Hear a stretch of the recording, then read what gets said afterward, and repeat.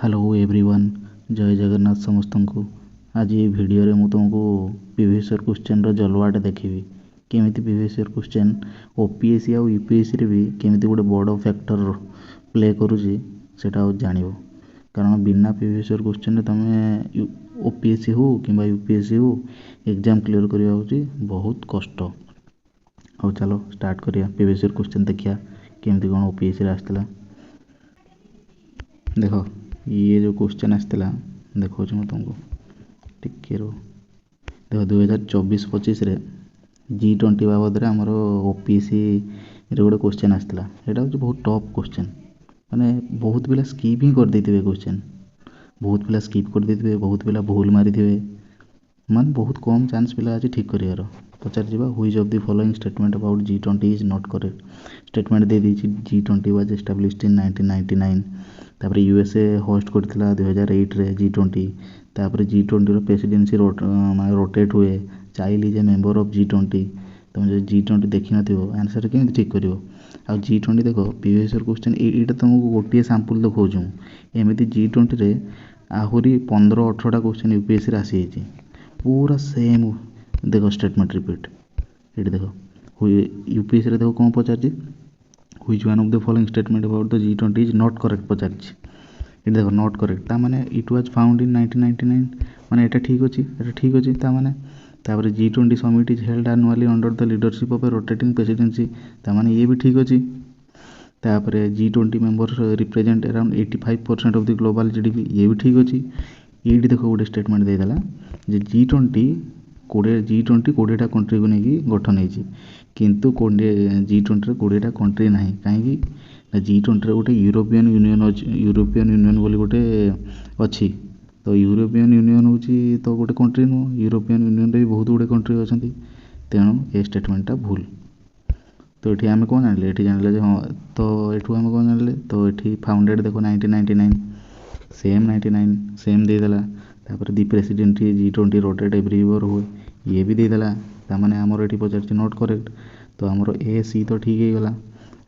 तापर रहा B D तापर G20 तो न्यूज रे थिला जे G20 समिट होता। तो तामाने तुमको G20 रो मध्य किए किए मेंबर अच्छा यही देखा पड़ो। जदि देखी था ये क्वेश्चन आराम तुम इजिली ठीक कर पारि था। तेणु सब कहुए प्रीवियस ईयर क्वेश्चन सब देखिए जाओ। प्रीवियस ईयर क्वेश्चन आउ टे कौन चली दुनिया रे कौन करेन्ट अफेयर चलती हल्का बेसी ना बेसी डीप को जीवन बेसी डीप को सी पचारे कौन ये टोटाल से करेन्ट अफेयर ही क्वेश्चन है G20 रे पूरा स्टार्टिंग ही पचारदेला। तुम जब G20 खाली से करेन्ट अफेयर पढ़ी जाइए स्टार्टिंग क्वेश्चन तो छाड़ी दी पड़े आसो। स्टार्टिंग क्वेश्चन केमती ठीक करो ये प्रीवियस ईयर क्वेश्चन ये भाया प्रीवियस ईयर क्वेश्चन पूरा देखिकी जीव ये पूरा हार्ड क्वेश्चन पूरा करदे पड़े आसो। टोटाल किसी असुविधा नुह आराम इजिली करदे पड़े आसो। ये तो G20 वाला आउ गए देखा यही रिसेंट 2024-25 रही देखा देखो सी पचार नेशनलिस्ट वोमेन मैंने दे सरोजिनी नायडू उषा मेहता अरुणा आसफल्ली ये सब दे तो से फ्रीडम स्ट्रगल कौन कौन कंट्रीब्यूशन सब कर पचार मैच दी फॉलोइंग करने ये ऑप्शन देखिले तुम जदि भल से देख टिके किसी पिला कष्ट हो किंतु क्वेश्चनटा सहज ये क्वेश्चनटा कारण प्राय समस्ते जानी थे ये सरोजिनी नायडू आमर धर्षण सत्याग्रह सल्ट सत्याग्रह से मुवमेंटा को लीड करथिला। तो सब मारिदेवे बी आउ डी ऑप्शन तो सब मारे कन्फ्यूज हे बी ऑप्शन रे उषा मेहता ऑप्शन रे समस्ते कन्फ्यूज हे। तुम जब ये देख मैं तुमको गोटे मैजिक देखो देख यहाँ आमर यूपीएससी 2011 रे क्वेश्चनटा आसला कौन पचार with reference to the Indian freedom struggle Usha Mehta कौन करते कौन फेमस थे ये देख ता आंसर हो क्विट इंडिया मूवमेंट टाइम रे गोटे सिक्रेट कांग्रेस रेडियो माने रन करते।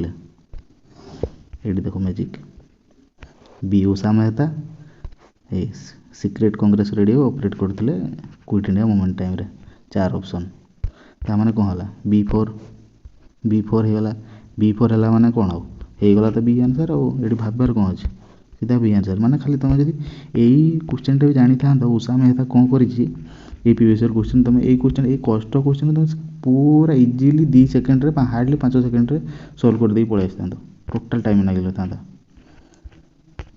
सेमती आउ गोटे क्वेश्चन देखिए ये देख ମାଣ୍ଡାମସ୍ କଥା ପଚାରିଛି ଯେ ମାଣ୍ଡାମସ୍ କ'ଣ? ପ୍ରାୟତଃ ସବୁ ଜାଣିଥିବେ, ପଲିଟିକ୍ସ ସବୁ ପଢ଼ୁଛନ୍ତି। ତାର ପ୍ରିଭିୟସ୍ ଇୟର୍ କ୍ୱେଶ୍ଚନ୍ ଦେଖିବେ 2022ରେ ଆସିଥିଲା ୟୁପିଏସ୍ସିରେ। କ'ଣ ପଚାରିଛି ୟୁପିଏସ୍ସିରେ? ଯେ ପଚାରିଛି with reference to the writs issued by courts in India consider the following statement. ତ ପ୍ରଥମ ଷ୍ଟେଟମେଣ୍ଟ କ'ଣ ଦେଇଛି ନା mandamus will not lie against a private organisation unless it is entrusted with a public duty. ସେ କହିଛି ଯେ private organisation ଏଗେନ୍ଷ୍ଟରେ ସେ issue କରିପାରିବ ନାହିଁ। ଠିକ୍ ଅଛି, ସେ ଇସ୍ୟୁ କରିପାରିବ ନାହିଁ ପ୍ରାଇଭେଟ୍ ଅର୍ଗାନାଇଜେସନ୍ ଏଗେନ୍ଷ୍ଟରେ। ତାପରେ ସେକେଣ୍ଡ ଷ୍ଟେଟମେଣ୍ଟ କ'ଣ ଦେଲା କି mandamus will not lie against a company even though it may be a government company. ତାମାନେ କହିଲା କମ୍ପାନୀ ଏଗେନ୍ଷ୍ଟରେ ବି କରିପାରିବନି, ମାନେ ସେ ଯଦି ଗଭର୍ଣ୍ଣମେଣ୍ଟ କମ୍ପାନୀ ବି ହେଇଥାଉ ନା କାହିଁକି ସେ କମ୍ପାନୀ ଏଗେନ୍ଷ୍ଟରେ କରିପାରିବ ନାହିଁ। କିନ୍ତୁ ଏଇଠି ଷ୍ଟେଟମେଣ୍ଟଟା ସିଏ ଭୁଲ କରିଦେଲା। ଯଦି ସେଇଟା ପ୍ରାଇଭେଟ୍ କମ୍ପାନୀ ହେଇଥାନ୍ତା ତାହେଲେ ସେ ମାଣ୍ଡାମସ୍ ଇସ୍ୟୁ କରିପାରିବ ନାହିଁ। ଯଦି ଗଭର୍ଣ୍ଣମେଣ୍ଟ ଯେଉଁ ବି ଗଭର୍ଣ୍ଣମେଣ୍ଟ ହଉ ତାକୁ ମାଣ୍ଡାମସ୍ ଇସ୍ୟୁ ସେ କରିପାରିବ। ତାମାନେ ଏଠି କ'ଣ 2 ନମ୍ବର ଷ୍ଟେଟମେଣ୍ଟ ସେ ଭୁଲ ଦେଲା। ଆଉ ତ ଏଇଠି ତ 2 ଯଦି ଭୁଲ ହେଲା, ଇଏ 2 ଭୁଲ, ଇଏ 2 ଭୁଲ, ରହିଲା କ'ଣ 3ଟା ଠିକ୍। ଆଉ କ'ଣ ସେମିତି ଏ କ୍ୱେଶ୍ଚନଟା ଦେଖିବା ୟୁପିଏସ୍ସିର। The writ of mandamus is issued, ଏଠି କ'ଣ ହେବ? To release a person from detention jail, ନା ହେବନି। To transfer a case from a lower court to higher court, ନା ହେବନି। ତାପରେ ପଚାରିଛି to compel a public official to perform a public duty. ବାସ୍ ଏଇଟା ହିଁ ଆନ୍ସର୍ ହେବ। ସିଏ ଗୋଟେ ପବ୍ଲିକ୍ ଡ୍ୟୁଟିକୁ ଇସ୍ୟୁ କରିପାରିବ, କାହିଁକି ନା ତୁମେ ଯାଅ ତୁମର କର୍ତ୍ତବ୍ୟ ଯାହା ବି ପବ୍ଲିକ୍ ଡ୍ୟୁଟି ଅଛି ତାକୁ ଭଲ ଭାବେ କାମଟା କର। ଏଇଟା ସିଏ ଇସ୍ୟୁ କରିପାରିବ ମାଣ୍ଡାମସ୍। ତାମାନେ ହେଉଛି mandatory to do the work. କାହାକୁ କହିବ ମାଣ୍ଡାଟୋରି? କିଏ? ଗୋଟେ ଗଭର୍ଣ୍ଣମେଣ୍ଟ ଚାକିରି ହିଁ ତ ମାଣ୍ଡାଟୋରି ନା, ପବ୍ଲିକ୍ ଡ୍ୟୁଟି କରିବା ପାଇଁ। ଆଉ ଥୋଡ଼ି ନା ତୁମେ ପ୍ରାଇଭେଟ୍ ଅର୍ଗାନାଇଜେସନ୍କୁ କହିପାରିବ ଯେ ମାଣ୍ଡାଟୋରି କରିକି ଯାଅ କର ବୋଲି, ସେଇଟା ତ ନୁହଁ ନା। ଇଏ ବି ଭୁଲ। ଏଇ ସରିଲା।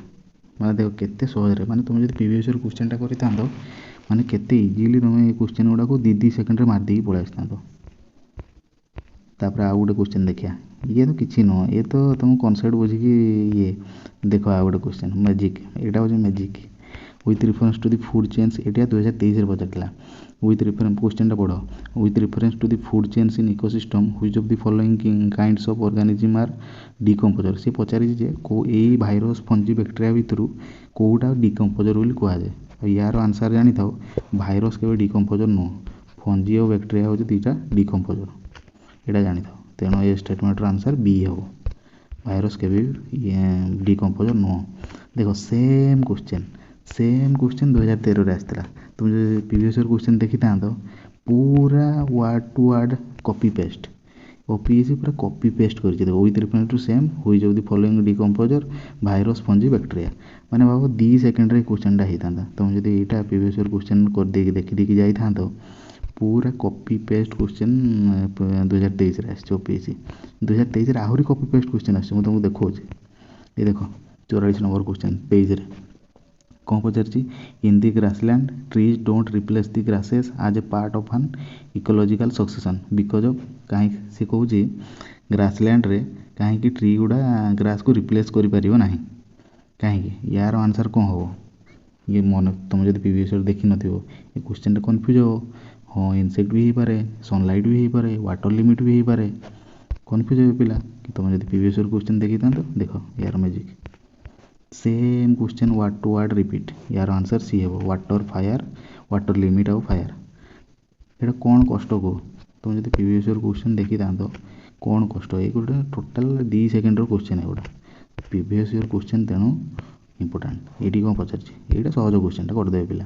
Which one of the following term describes not only the physical space occupied by an organism but also its functional role in the community of organism. ସେ କ'ଣ ପଚାରିଛି?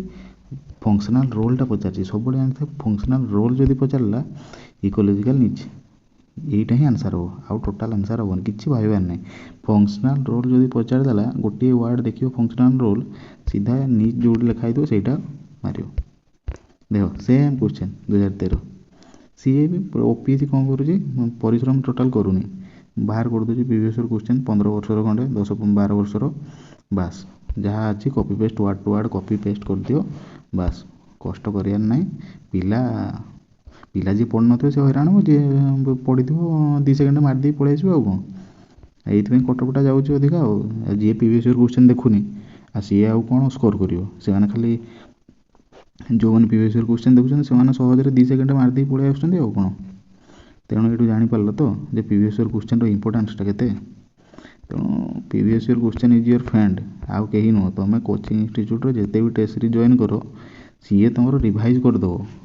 କୋଚିଂ ଇନଷ୍ଟିଚ୍ୟୁଟ୍ର ଟେଷ୍ଟ ସିରିଜ୍ ରିଭାଇଜ୍ କରିଦେବ ଯେ ହଁ ମୁଁ ଏଇଟା ପଢ଼ିଛି, ଯେ ଏଇଟା ମୁଁ ଠିକ୍ସେ ମନେ ଅଛି କି ନାହିଁ, ଏତିକି ରିଭାଇଜ୍ କରିବ। କିନ୍ତୁ ଏକ୍ଜାମ୍ରେ ହେଲ୍ପ କରିବ ଏଇ ପ୍ରିଭିୟସ୍ ଇୟର୍ କ୍ୱେଶ୍ଚନ୍, ଆଉ କେହି ହେଲ୍ପ କରିବେନି। Total word to word question ଆସିବ। এই দেখো G20 এই কোশ্চেনটা G20 କିଏ ଦେଖିଥାନ୍ତା ଭାବ 2023ରେ, ଏମିତି ନୁହେଁ ଯେ ବହୁତ ପୁରୁଣା ଆସିଛି। ଏ କୋଶ୍ଚେନ୍ 2023ରେ ଆସିଛି, 2 ବର୍ଷ ପୁରୁଣା। 2 ବର୍ଷ ବି ନୁହଁ, ଇଏ କେବେ ଆସିଛି କୋଶ୍ଚେନ୍, ଇଏ ତ 25ରେ, 1 ବର୍ଷ ପୁରୁଣା। ସେମ୍ ଷ୍ଟେଟମେଣ୍ଟ ଦେଖ ପୁରା ରିପିଟ୍ 1 to AC ପୁରା ରିପିଟ୍ କୋଶ୍ଚେନ୍। ତୁମେ ଖାଲି G20 ସେତେବେଳେ ଏଇ ଯେଉଁ 2024-25ରେ OPSCରେ ଆସିଥିଲା, ନ୍ୟୁଜ୍ରେ ଥିଲା, ସମିଟ୍ ଗୋଟେ ହେଉଥିଲା। ତ ଯେହେତୁ ତୁମେ ଜାଣିଛ ଯେ G20 ଇମ୍ପୋର୍ଟାଣ୍ଟ, ଆଉ ପ୍ରିଭିୟସ୍ ଇୟର୍ କ୍ୱେଶ୍ଚନ୍ରେ ବି UPSCରେ ବହୁତ ଥର ଆସିଛି, ତ ଯାହାହେଲେ ବି ନିଜର ଏଇଟା ଗୋଟେ ଦାୟିତ୍ୱ ଯେ ତୁମେ G20ର ଆଟଲିଷ୍ଟ ମେମ୍ବର କଣ୍ଟ୍ରି ଗୁଡ଼ା ନା ଜାଣିଥିବା ଦରକାର। ଏଇଟା ହେଉଛି ନିଜର ଡ୍ୟୁଟି।